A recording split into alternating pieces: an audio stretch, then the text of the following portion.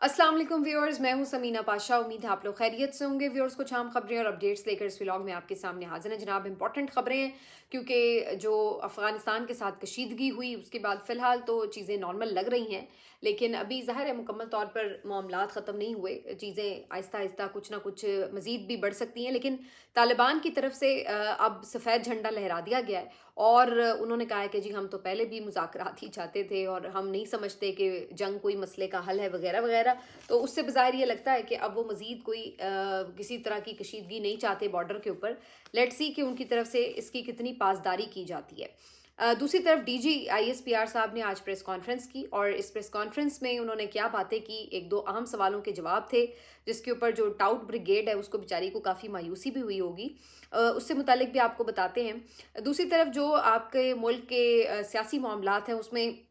एक अहम पेशरफ्त ये है कि जो बरतानवी हुकूमत है उसकी तरफ से एक इम्पॉर्टेंट रिपोर्ट जारी की गई है, जबकि ये भी आपको बताएं कि जो वीडियो बनाई गई थी अफ़गानिस्तान के मामले के ऊपर जो ऑफिशियली जारी की गई थी अताउल्ला तारड़ साहब की तरफ से, उसके ऊपर जिस तरह से रद्दमल आया है, जो जिस तरह से उसकी धज्जियाँ बिखेरी गई हैं, उससे आपको अंदाज़ा होता है कि कितने ही बहुत ही जिसको कहते हैं ना कि नालायक और नाअहल लोग भर्ती किए गए हैं, जो कि बुनियादी चीज़ों की सेंस नहीं रखते और ऐसी चीज़ उल्टा आपके गले पड़ती है। तो इसके ऊपर भी बात करेंगे। काफ़ी कुछ है इस व्लॉग में। आपसे रिक्वेस्ट है कि चैनल को सब्सक्राइब कर लें अगर अभी तक सब्सक्राइब नहीं किया। अच्छा जी, सूरत हाल ये है कि अफ़गानिस्तान की तरफ से जो जारियत की गई उसके बाद पाकिस्तानी फ़ोर्सेस की तरफ से उसका भरपूर जवाब दिया गया और उसके नतीजे में अफ़गानिस्तान को काफ़ी भारी नुकसान भी उठाना पड़ा। आज की खबर ये थी कि अफ़गान हुकूमत की तरफ से, तालिबान की तरफ से ये ऐलान किया गया कि हम बातचीत पर मबनी मुज़ाकरात के ऊपर मसाइल का हल तलाश करने पर यकीन रखते हैं और हम मज़ीद कोई कशीदगी नहीं चाहते और हमारा मकसद यही था कि हमने अपना दिफा करना था, क्योंकि पाकिस्तान ने अफ़गानिस्तान के अंदर आकर जो है मुख्तलिफ़ जगहों पर टारगेट किया और उनके बकौल ये कि जी सिविलियंस लोग मारे गए, तो इस वजह से हम दिफा का हक़ रखते थे। तो ये उनकी तरफ से एक एक्सप्लेनेशन थी, लेकिन बज़ाहिर उसमें उन्होंने ये ज़िक्र कर दिया कि वो फ़र्दर कोई एस्केलेट नहीं करने जा रहे। दूसरी तरफ पाकिस्तान के मेजर ये DG ISPR साहब जो हैं उनकी तरफ से भी आज एक प्रेस कॉन्फ्रेंस करके ओवरऑल इस पूरे ऑपरेशन से मुतालिक जो है वो ब्रीफिंग दी गई और इस ब्रीफिंग में उन्होंने बताया कि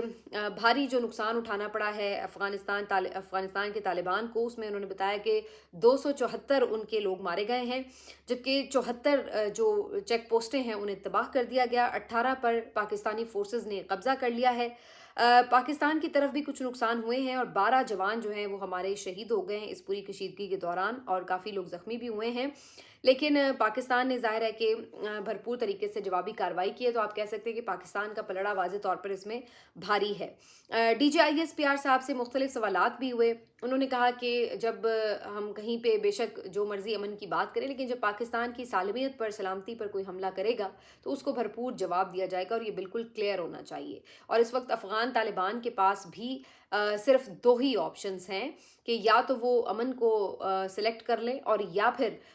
जो है वो अपने दहशतगर्दों के सपोर्टर बन जाएं। इसके अलावा उनके पास कोई ऑप्शन नहीं है और अगर वो अमन को सपोर्ट करेंगे तो पाकिस्तान को कोई प्रॉब्लम नहीं है, लेकिन अगर वो दहशतगर्दों को सपोर्ट करेंगे तो हम अपने मुल्क के दिफा के लिए फिर किसी भी हद तक जाएंगे। ये उनकी तरफ से एक वाज़ेह वार्निंग दे दी गई है। इसके अलावा उनसे एक सवाल किया गया कि जनाब क्या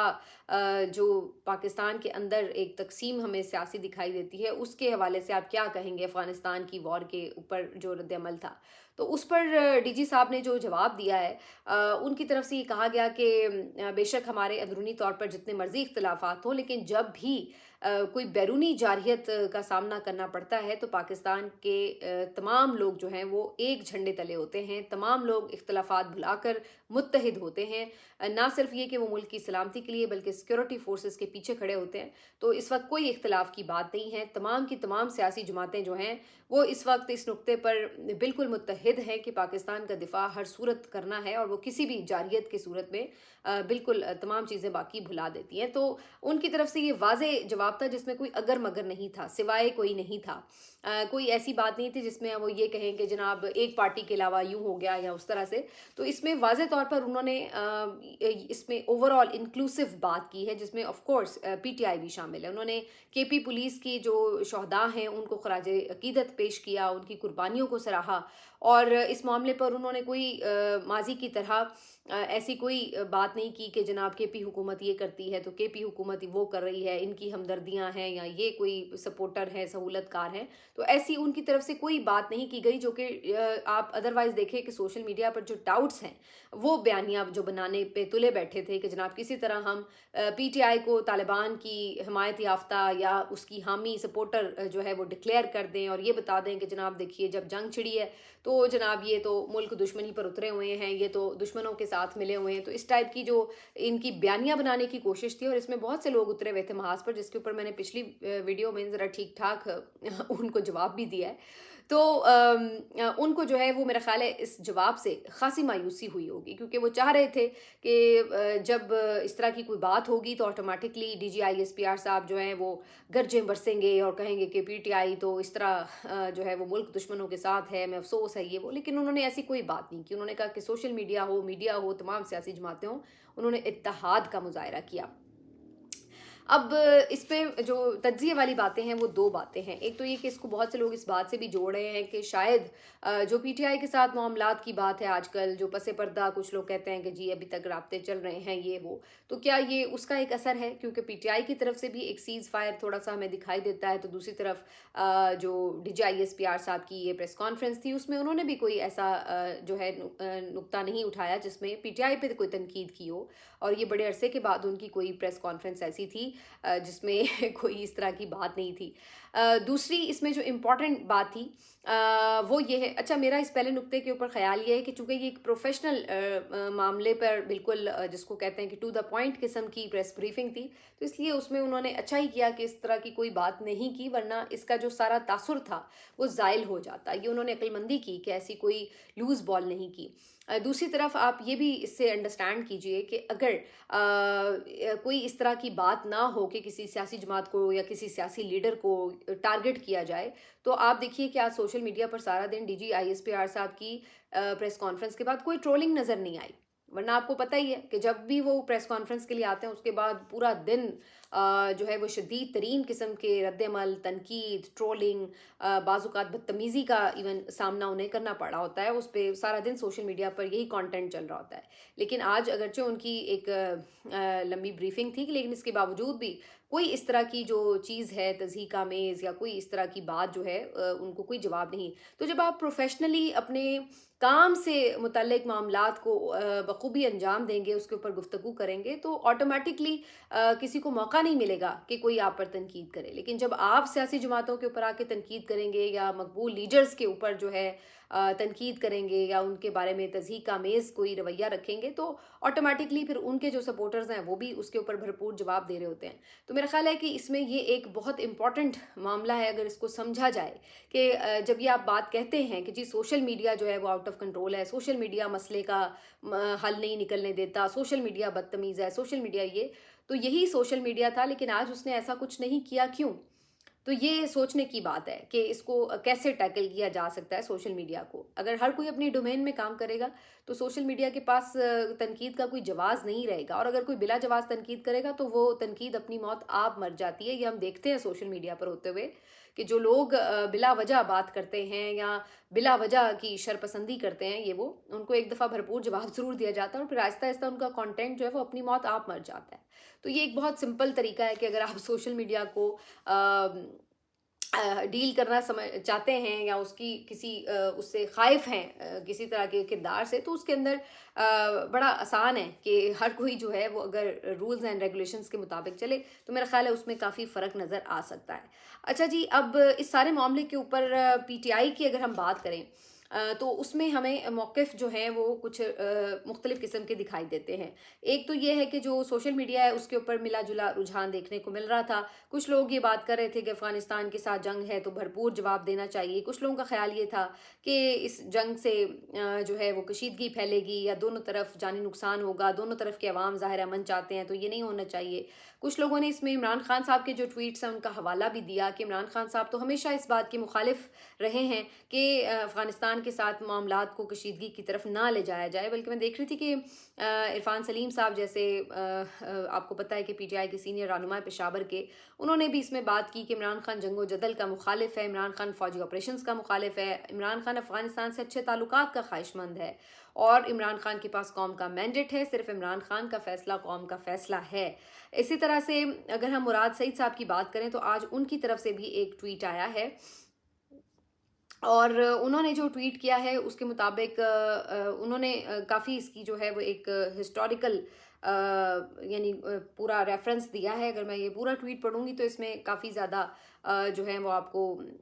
وقت بھی لگے گا اور پھر ظاہر چیزیں بڑی کنفیوز بھی کر دیتی ہیں بعض اوقات. لیکن جو اوور آل انہوں نے اس میں بات کی تو انہوں نے کہا کہ جولائی 2021 افغانستان سے امریکی انخلاء، چیلنجز اینڈ اپرچونٹیز. وزیر اعظم عمران خان میٹنگ بلاتے ہیں. عسکری قیادت کی رائے میں صورتحال خانہ جنگی کی طرف جاتی دکھائی دے رہی تھی افغانستان میں، جس پر اپنے اتحادی دوست افغان طالبان کو بہر طور سپورٹ فراہم کرنی ہے. اور پھر اس کے بعد اگست 2021 کابل سے امریکی انخلاء ہوتا ہے. پاکستان کے سیکورٹی ادارے حکومت سازی میں مگن دکھائی دیتے ہیں لیکن دنیا کی لان تان کا رخ پاکستان کی جانب ہو جاتا ہے. ایسے میں وزیر اعظم عمران خان کابل میں محصور شہریوں کو سیف ایگزٹ مہیا کر کے پاکستان کے لیے بڑی سفارتی کامیابی حاصل کرتے ہیں. اسی طرح وہ مزید واقعات کا بھی حوالہ دے رہے ہیں. پھر وہ کہتے ہیں دسمبر 2021 میں عمران خان افغانستان میں جنم لینے والی غیر یقینی صورتحال پر OIC کا ہنگامی اجلاس بھی طلب کرتے ہیں. اور آنے والے دنوں میں اسپیکر قومی اسمبلی کی سربراہی میں افغان طالبان قیادت اور پاکستانی حکام کے مابین متعدد ملاقاتیں ہوئیں. وزارت مواصلات اور دیگر محکموں کی جانب سے براستہ افغانستان تجارت اور دیگر منصوبوں کے متعلق شد و مد سے پلاننگ کا آغاز ہوا. خود میں نے روس، افغانستان، چین اور دیگر وسطی ایشیا ممالک کی کنیکٹیویٹی کے حوالے سے میٹنگز شیئر کیں. یہ مراد سعید اپنے بھی اس دور کا حوالہ دے رہے ہیں.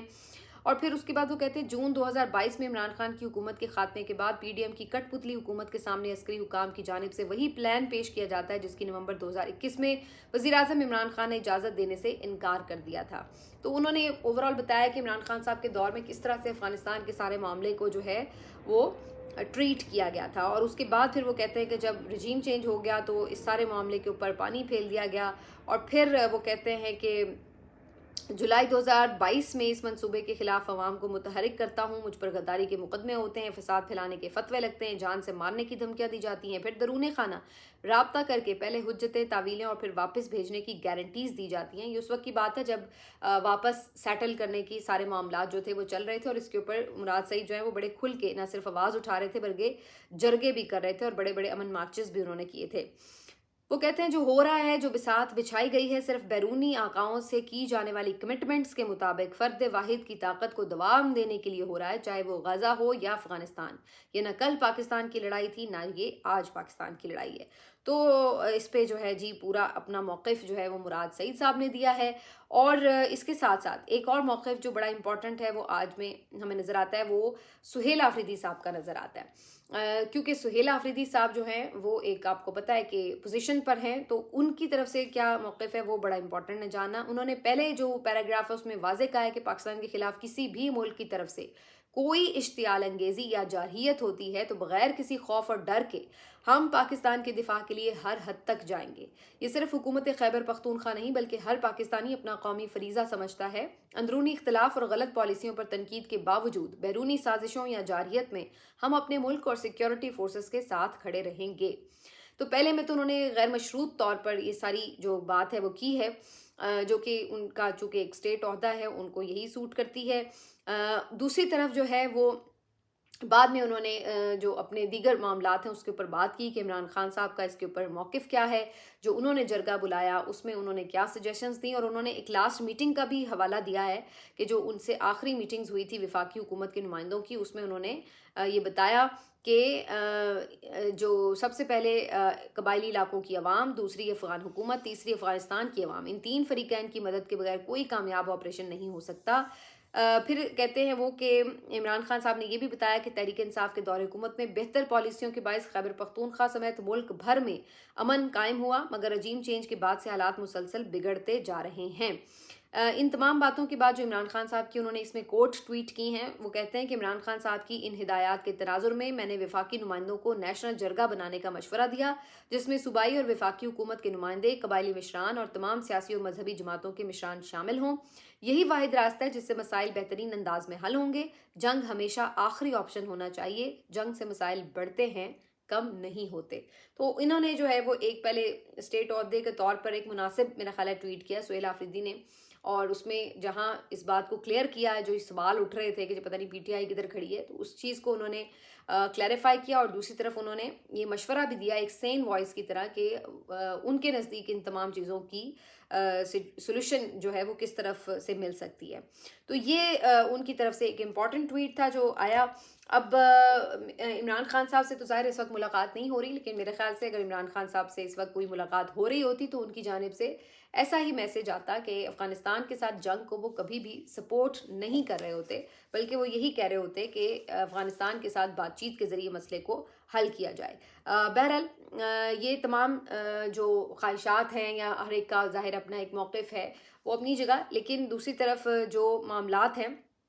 वो ऐसे भी हैं कि जिसमें नज़र आता है कि जो मौजूदा हुकूमत है उसके ऊपर जो इंटरनेशनल आप कह लें कि एक बदएतमादी है उसमें इजाफा हो रहा है। अब बरतानिया की तरफ से मैंने आपको पिछले दिनों भी कहा था कि दबाव बढ़ा है, क्रिकेटर्स ने आवाज़ उठाई है, बरतानवी पार्लियामेंट में आवाज़ उठी है, बरतानवी मीडिया के ऊपर इमरान खान साहब के साहबजादों के इंटरव्यूज़ चले हैं, तो जिसके बाद एक बहरहाल आवाज़ तो बन रही है इमरान खान साहब के लिए। तो अब बरतानवी हुकूमत ने एक रिपोर्ट भी बाकायदा जारी की है जिसके अंदर उन्होंने पाकिस्तान में इंसानी हुकूक की खिलाफ वर्जियों पर सवाल उठा दिए हैं, और उन्होंने इसमें काफ़ी कुछ डिस्क्राइब किया है। इस रिपोर्ट में उन्होंने बताया है कि किस तरीके से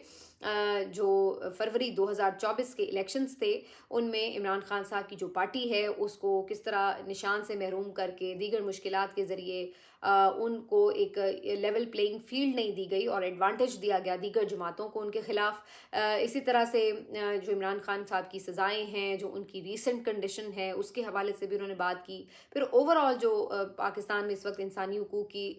खिलाफ वर्जियों की सूरत हाल है उसके ऊपर उन्होंने बात की। उन्होंने पीटीएम के बैन के भी बात की है इस रिपोर्ट के अंदर, और इन तमाम चीज़ों के साथ ये वो उन्होंने एक तरह से यानी चूँकि ये एक आप कह लें कि बरतानवी हुकूमत की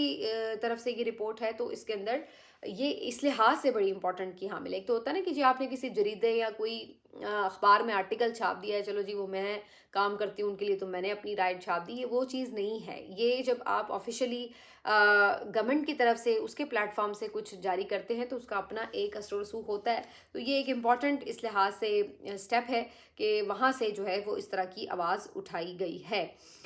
दूसरी तरफ थोड़ी सी बात कर लेते हैं जी, इस हुकूमत की माशाल्लाह नालायकियों का एक लंबा सिलसिला है जो कि ख़त्म ही नहीं हो रहा, और ख़ास तौर पर जो एक इन्होंने ये वीडियो बनाई थी अफ़गानिस्तान के वॉर के ऊपर, तो मैंने आपको अभी पिछली वीडियो में भी इसके ऊपर बात की थी, लेकिन इसके ऊपर जो शदीद किस्म का रद्दमल आया है, मेरे ख़्याल से अगर थोड़ी सी भी किसी में अकल हो तो उनको ये आइडिया हो कि ये अच्छा खासा आपने एक बड़ा ब्लंडर किया है। अव्वल तो इस पे जो पहली तनकीद हो रही है वो इस वजह से हो रही है कि आप जो है वो एक नस्ल परस्ती के ऊपर मबनी कंटेंट बना रहे हैं, तज़हीक आमेज़ कंटेंट बना रहे हैं किसी एक नस्ल के ख़िलाफ़ या किसी एक कौम के ख़िलाफ़। तो ये एक जो है वो किसी तरह भी आपको शोभा नहीं देता। पहली बात ये है कि आप कोई अफ़गान अवाम के ख़िलाफ़ तो नहीं जंग लड़ रहे ना, आपका तो जो टारगेट है वो दहशतगर्द हैं, तालिबान हैं। आप अफ़गानिस्तान के अवाम को किस तरह से ह्यूमिलिएट कर सकते हैं? तो इस कंटेंट में सबसे बड़ी ख़राबी तो ये है कि जिस तरह से आप उन्हें तज़हीक-आमेज़ अंदाज़ में मुखातिब कर रहे हैं। दूसरी बात ये कि जो आप ये कह रहे हैं कि जी वो तंदूर चलाते हैं, वो तो इस पे भी तनकीद बहुत हुई है। सोशल मीडिया कहता है कि जी आप किस तरह किसी भी जो हलाल कमाने वाला पेशा है उसको किसी भी तरह तज़हीक का निशाना कैसे बना सकते हैं? अगर कोई मोची है, नाई है, तंदूर में जो है वो रोटी लगाता है या कोई सफाई करता है, तो कोई भी काम छोटा बड़ा तो नहीं होता। बजाय इसके कि कोई करप्शन करे, चोरी डाका करे, उससे बेहतर ये नहीं है कि कोई इंसान जो है वो हलाल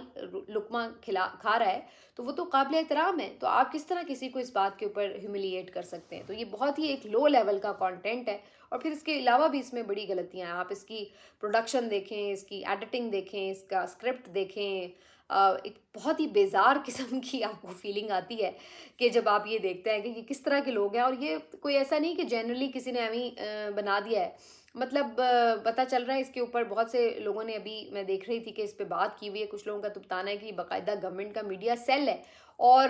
ان کو باقاعدہ پیسے دیے جاتے ہیں اس کام کے لیے, اور یہ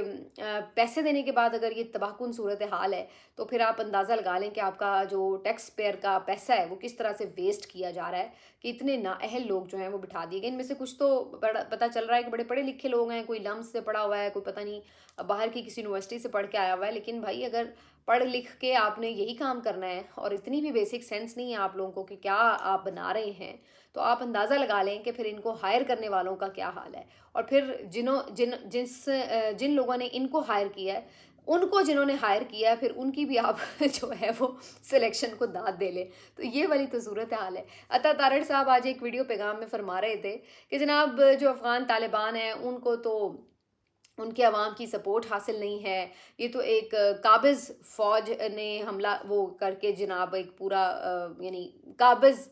لوگ جو ہیں وہ یہاں پر ہیں, اور ان کے پاس کوئی لیجٹمیسی نہیں ہے, اور یہ کوئی آئینی اور قانونی حکومت تو ہے نہیں, اور یہ جو ہے وہ ڈر اور خوف کے تحت اسلحے کے زور پر جو ہے وہ حکومت کریں. اب ایسے آپس کی بات ہے, جتنے تانے یہ عطا تارڑ صاحب ان کو مار رہے تھے, اگر تھوڑا سا اپنے گریبان میں جھانک لیتے نا تو میرا خیال ہے یہ الفاظ ان سے ادا بھی نہ ہو پا رہے ہوتے کہ بھائی آپ کس منہ سے افغانستان کو یہ باتوں کے تانے دے رہے ہیں کہ وہاں جمہوریت نہیں ہے یا وہاں کوئی عوام کی نمائندہ حکومت نہیں ہے. تو جو پاکستان میں اس وقت جعلی حکومت بیٹھی ہوئی ہے وہ کیا عوام کی نمائندہ ہے؟ اور کیا یہ ایک قانونی حکومت ہے جو کہ 17 سیٹیں بمشکل حاصل کر سکی, اور اس کے بعد جس طریقے سے پورا الیکشن چوری کر کے اور پھر بعد میں مخصوص نشستیں چوری کر کے ان کو بٹھایا ہوا ہے, تو مطلب ہے کہ یہ کوئی پاکستان کے عوام کی نمائندہ حکومت ہے. اور پھر آپ ان کو یہ کہہ رہے ہیں کہ جی وہ جبر کے زور سے جو ہے وہ لوگوں کے اوپر حکومت کر رہے ہیں. تو آپ کا اپنے بارے میں کیا خیال ہے کہ جنہوں نے لوگوں کو سیدھی گولیاں تک ماری ہیں احتجاج کرنے کے اوپر, اور آپ لوگوں نے جس طرح سے لوگوں پہ مقدمے کیے ہیں, انہیں گرفتار کیا ہے, انہیں جیلوں میں ڈالا ہوا ہے, ان کی اپیلیں نہیں لگتی, ان کو 10-10 سال کی سزائیں سنائی ہوئی ہیں, اور جس طرح سے عقوبت خانوں میں مارا پیٹا گیا ہے, لوگ گمشدہ ہوئے, لاپتہ ہوئے, یہ سب کس ملک میں ہوا ہے؟ میرا خیال ہے اتنا کچھ تو شاید افغانستان میں بھی نہیں ہوا جس طرح سے ہمارے ملک میں ہوا ہے, اور آپ منہ اٹھا کے جو ہے وہ ان کو تانے مار رہے ہیں. تو خدا کا خوف کر لیا کریں, رمضان کا مہینہ ہے, تھوڑا سا میرا خیال ہے کہ ٹھیک ہے وہ بات اپنی جگہ کہ انہوں نے جارحیت کی, آپ نے ان کو جواب دیا, لیکن کم از کم جمہوریت کے تانے تو نہ ان کو دیں. آپ ملتے ہیں آپ سے اگلے ویلاگ میں, اپنا خیال رکھیے, اللہ حافظ.